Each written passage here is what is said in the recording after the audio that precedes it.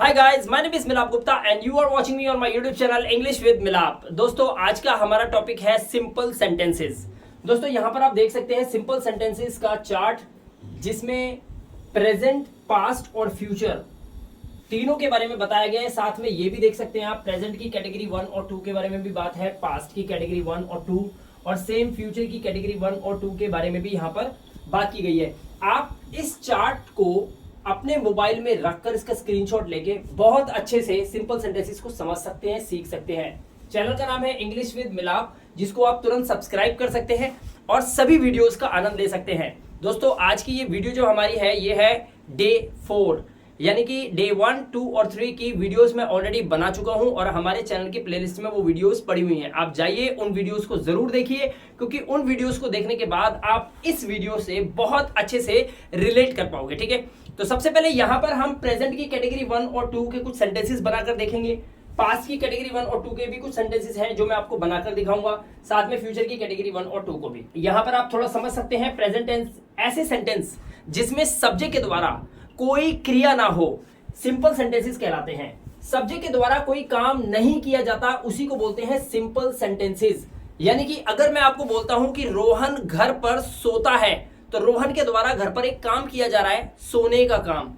तो रोहन क्या कर रहा है? सो रहा है। तो ऐसी सिचुएशन के अंदर जब सब्जेक्ट किसी काम को करता है, तो वो सिंपल सेंटेंसेस नहीं होते, वो एक्शन सेंटेंसेस होते हैं और उन्हीं को हम टेंसेस बोलते हैं, या फिर मॉडल वर्ब्स बोल सकते हैं, या फिर हम ये कह सकते हैं कि ये सेंटेंस में सब्जेक्ट कोई क्रिया कर रहा है, तो ये सेंटेंस सिंपल सेंटेंस नहीं है। बट सिंपल सेंटेंसेस के अंदर सब्जेक्ट कोई भी काम करता हुआ नहीं मिलेगा आपको। प्रेजेंट टेंस के अंदर सेंटेंस के लास्ट में है, हूं, हो होता है, इज एम आर का यूज होता है, नेगेटिव में इज नॉट, एम नॉट और आर नॉट। प्रेजेंट की कैटेगरी 2 में अगर देखें तो कुछ ऐसे सेंटेंसेस होते हैं जिनके लास्ट में पास है, में है या भाई बहन है। मैं बोलूं मेरे पास एक मार्कर है, या मैं बोलूं मेरी जेब में पैसे हैं, ये देख रहे हो, में है। और इसी तरह से मैं बोलूं मेरे 2 भाई हैं। ये जो 3 कैटेगरी मैंने आपको बताई, ये प्रेजेंट की कैटेगरी 2 में आता है। हैज, हैव का यूज होता है। जब हम इसको नेगेटिव में कन्वर्ट करते हैं सेंटेंस को, तो हैज वाला डज नॉट हैव में हो जाता है और हैव वाला डू नॉट हैव में। सेम उसी तरह से पास्ट में जब जाते हैं तो इज एम आर की जगह पर हम वॉज वर का यूज करते हैं, और हिंदी के वाक्य में लास्ट में था, थे, थी हमें मिलता है। पास था, मेरे पास एक मार्कर था, मेरी जेब में कुछ पैसे थे, या मेरे 2 भाई थे, या मेरी 2 बहनें थी। इन तरह के सेंटेंसेस, कुछ इस तरह के सेंटेंसेस साउंड करते हैं, वो आपके पास्ट की कैटेगरी 2 के सेंटेंसेस होते हैं। हैड का यूज होता है। नेगेटिव में जाते हैं तो डिड नॉट हैव का यूज किया जाता है।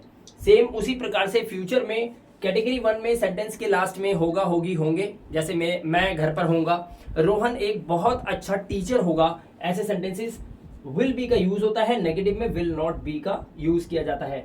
फ्यूचर की कैटेगरी 2 में मेरे पास एक बहुत अच्छा घर होगा, मेरी जेब में पैसे होंगे, या फिर आपके मोबाइल में सॉन्ग्स होंगे, या फिर आपके 2 भाई होंगे, मेरी 2 बहनें होंगी, भाई बहन होंगे।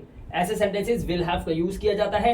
नेगेटिव में will not have. I hope आपको ये कॉन्सेप्ट समझ में आ गया। अब मैं कुछ सेंटेंसेस आप लोगों के सामने प्रस्तुत कर रहा हूं, उन सेंटेंसेस को ध्यान से देखिए, मैं उन्हें कैसे बना रहा हूं। इसी तरह से आप इन्हें बनाकर और बहुत अच्छे से इस वीडियो को पूरा एंड तक देखेंगे और सेंटेंसेस को समझेंगे, और समझने के बाद उन्हें रिलेट करने के बाद आप सिंपल सेंटेंसेस के हर तरह के किसी भी कैटेगरी का कोई सेंटेंस होगा, आप चुटकियों में उसको इंग्लिश में ट्रांसलेट कर पाएंगे। तो चलिए वीडियो को शुरू कर लेते हैं। तो दोस्तों, अब हाजिर हैं ये सेंटेंसेस। इन सेंटेंसेस की मदद से आप बहुत अच्छे से सिंपल सेंटेंसेस को समझ पाएंगे और उनको कर भी पाएंगे, उनको बना भी पाएंगे, इंग्लिश भी बोल पाएंगे। इनकी सब्जेक्ट के द्वारा कोई काम नहीं किया जाता। चलिए देख लेते हैं क्या ये स्टेटमेंट बिल्कुल सच है।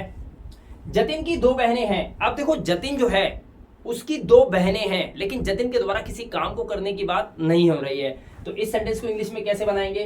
पहचानो पहले ये क्या है। ये एक प्रेजेंट टेंस है लगा हुआ है, साथ में लिखा हुआ है भाई बहन है। जब ऐसा आता है भाई बहन है, तो ये क्या होता है? प्रेजेंट की कैटेगरी 2, यानी कि हैज, हैव से सेंटेंस बनेगा।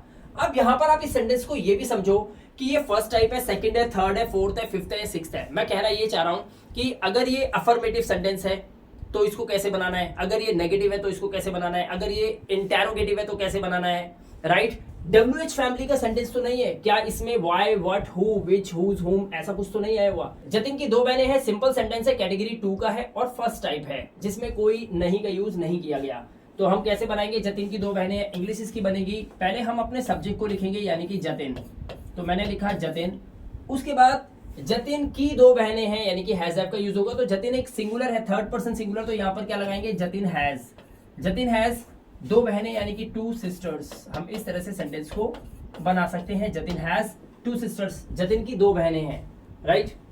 क्या उसके पास नया घर होगा, होगा, और यहाँ पे लिखा है पास, पास होगा। अभी देखा हमने पास होगा के लिए फ्यूचर की कैटेगरी टू का सेंटेंस था जिसमें हम विल हैव का यूज करते हैं।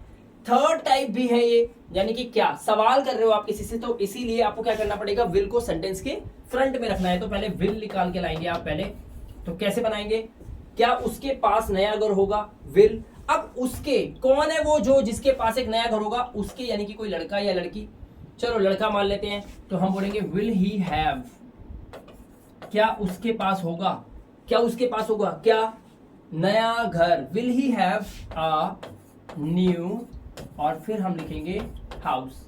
और इस तरह से हम इस सेंटेंस को बना सकते हैं। आप देख रहे हो ना मैं कितने आसानी से सेंटेंस को पहचान रहा हूं, कैटेगराइज कर रहा हूं और उसको सिंपल से रूल के हिसाब से बना रहा हूं। वेरी सिंपल, वही आपको करना है। रोहन की दुकान में ग्राहक नहीं था। आप बड़े ध्यान से देखें, यहां पे लिखा हुआ है नहीं था, यानी कि एक नेगेटिव सेंटेंस है। अब था लगा हुआ है तो पास्ट है, पास्ट है, नेगेटिव है, और साथ में क्या लिखा हुआ है, में था, भाई बहन थे। पास्ट की कैटेगरी टू से इसको बना सकते हैं, यानी कि आप इसमें डिड नॉट हैव का यूज करेंगे। रोहन की दुकान में ग्राहक नहीं था, तो पहले लिखिए रोहन की दुकान, कैसे लिखेंगे, रोहन की के लिए apostrophe S, Rohan shop, Rohan की दुकान, Rohan shop did not have, did not have, Rohan shop did not have क्या नहीं था, ग्राहक। Rohan shop did not have a, and अब आप लिखेंगे कस्टमर। इस तरह से सेंटेंस को बना सकते हैं, राइट। इसको एक तरीके से और भी बनाया जा सकता है, रोहन की दुकान में ग्राहक नहीं था, तो इसको आप ऐसे भी बना सकते हैं, रोहन की दुकान में, इसको आप छोड़ दीजिए, इस टुकड़े को आप छोड़ दीजिए, रोहन की दुकान में, इसको आप हटाइए, पहले बनाइए ग्राहक नहीं था, तो कैसे इंग्लिश बनेगी, ग्राहक नहीं था, ऐसे लिखेंगे आप, there was not a customer, there was not a customer. अब इस टुकड़े को आपको सेंटेंस के लास्ट में लिखना है, there was not a customer, कहां पर, में, रोहन की दुकान में, इन रोहन शॉप। ये जो रोहन शॉप था ना, इससे पहले आपको ये में की इंग्लिश लगानी है, there was not a customer in, और फिर आप लिखेंगे इन रोहन्स शॉप। इस तरह से सेंटेंस को बना सकते हैं, यानी कि इस सेंटेंस को आप दो तरीके से बना सकते हैं, कैटेगरी वन में भी और कैटेगरी टू में भी। Rohan shop did not have a customer, ऐसे भी, या फिर there was not a customer in Rohan shop, इस तरह से भी बना सकते हैं। क्योंकि जब भी किसी सेंटेंस की शुरुआत प्रेपोजिशन से हो, जैसे रोहन की दुकान में, ऐसे सेंटेंसेस को आप देयर से बना सकते हैं, राइट। अब एक नेक्स्ट सेंटेंस देखिए, बड़ा ही इंटरेस्टिंग और दिलचस्प सेंटेंस है। उसके लिए हम पहले ऊपर के लिखे हुए इन कॉन्सेप्ट को थोड़ा सा रब कर देते हैं ताकि हमारे को स्पेस मिल जाए। ओके, अब यहां पर आप देख सकते हैं सेंटेंस क्या है, आपकी शर्ट फटी हुई है। अब आपको मैं एक चीज बताना चाहता हूं, इस सेंटेंस को देखकर आपको ऐसा लग सकता है कि ये एक्शन का सेंटेंस है, इसमें तो क्रिया की जा रही है। क्यों? क्योंकि ये जो लिखा हुआ है ना, फटी हुई, फटना, किसी चीज को फाड़ना या फटना, जिसे हम बोलते हैं टीयर, राइट। सेकंड फॉर्म टोर, थर्ड फॉर्म होती है टॉर्न, इसका मतलब होता है फटना, फाड़ना, राइट। क्या ये एक क्रिया है? जी हाँ, बिल्कुल। फटना एक क्रिया है, फटना एक क्रिया है, जैसे टीयर, टीयर एक वर्ब है, राइट।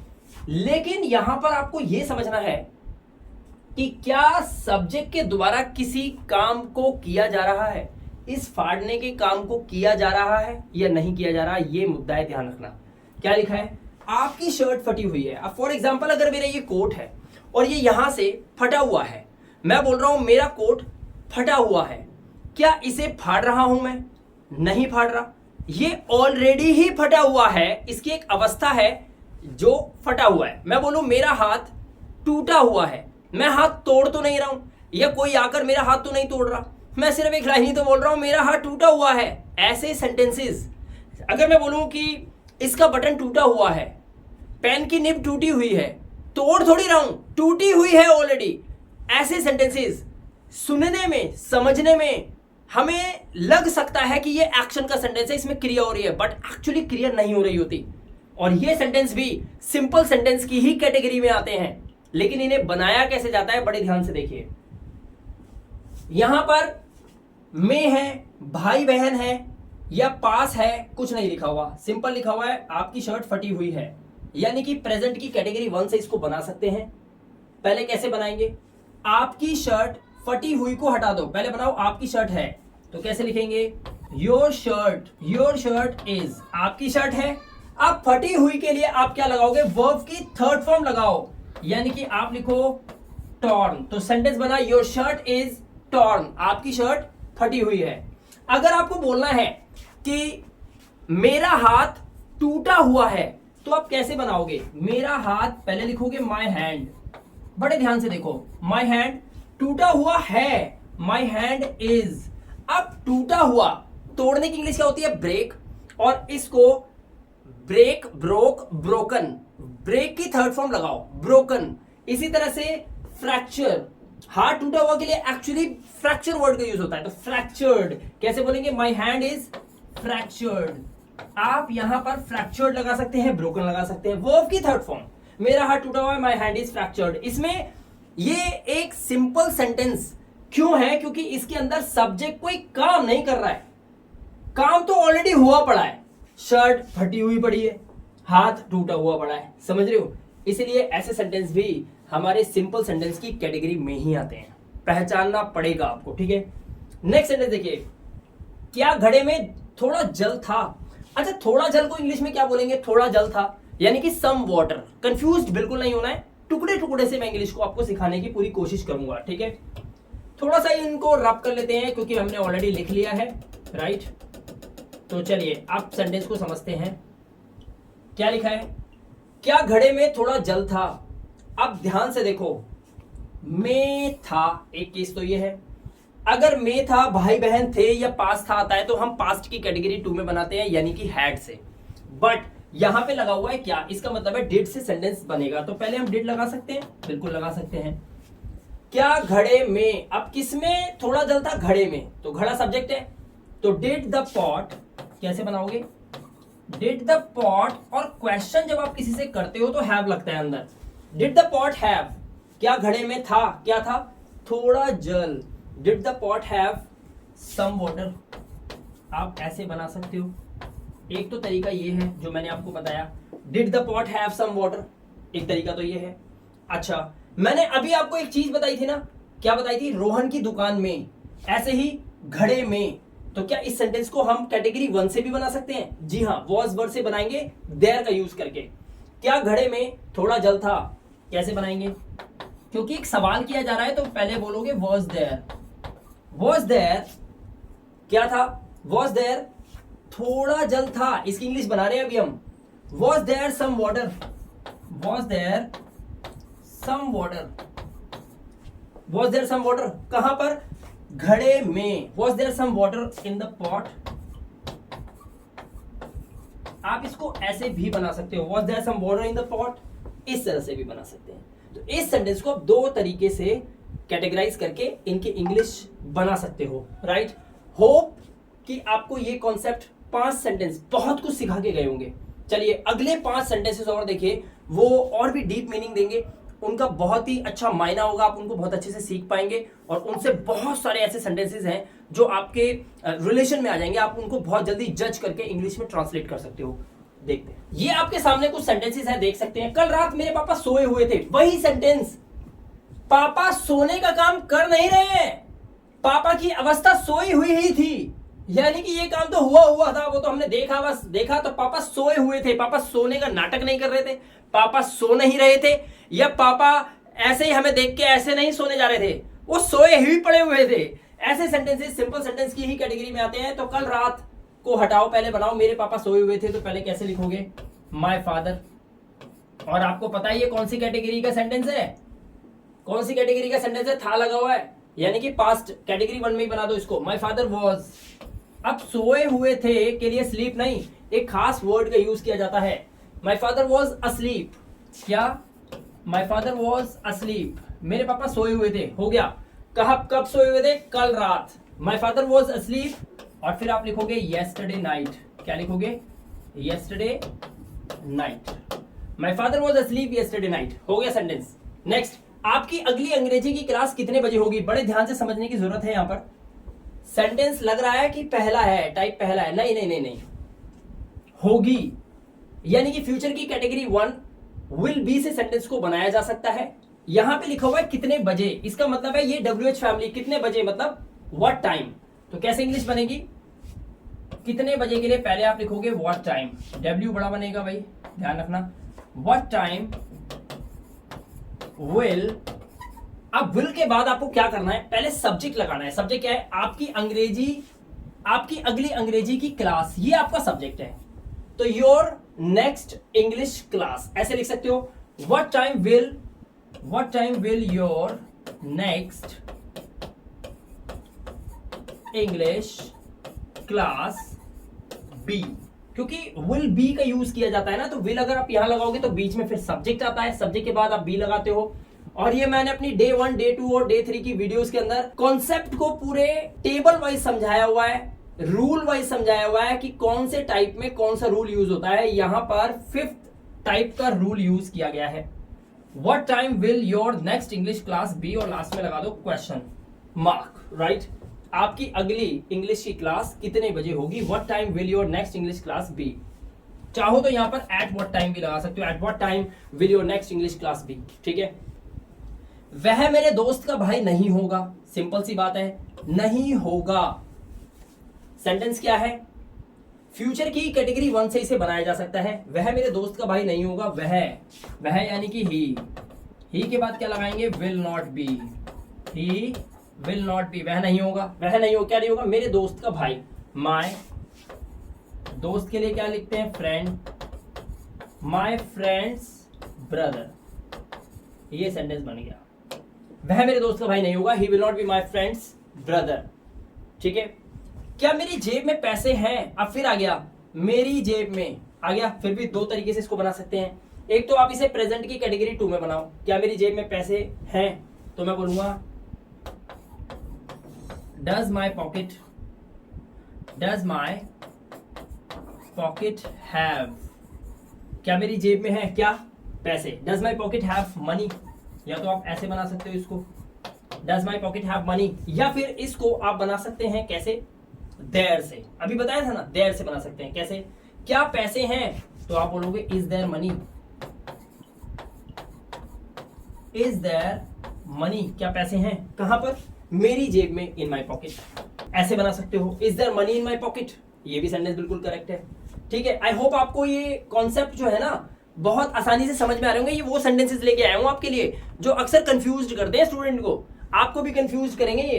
तो ऐसे सेंटेंसेस अगर आपने आज इस वीडियो में सीख लिए और इनके कुछ और रिलेटिव सेंटेंसेस निकाल लिए अपनी जीवन में, अपनी दुनिया में, आसपास अपने माइंड को सेटअप बनाइए, सोचिए अपने माइंड के अंदर कौन कौन से ऐसे सेंटेंसेस हैं जो आपको कंफ्यूज करते हैं, निकालिए, उनको बनाने की कोशिश कीजिए।